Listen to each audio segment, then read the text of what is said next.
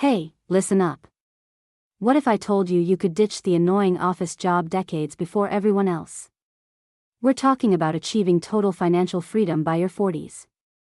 This isn't fantasy, it's a financial movement called FIRE, financial independence, retire early. So, how do you actually do it? It all comes down to one simple, powerful concept, the 25x rule. Here's the deal, you figure out how much you spend in a year, then you multiply that number by 25. That final total is your magic number. Once your investments hit that number, mathematically, you're financially independent. Why 25 times?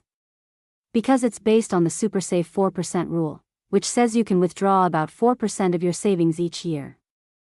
And the money should last forever. But to hit that number by 40, you can't save the usual 10%.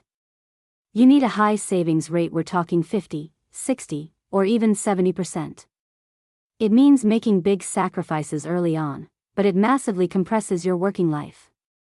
Every dollar you save today works twice as hard for your future freedom. This path isn't easy, but the reward is undeniable: control over your time, your life, and your decisions. Ready to see exactly how fast your savings can grow? Follow the channel right now. Let's start building that financial independence plan together.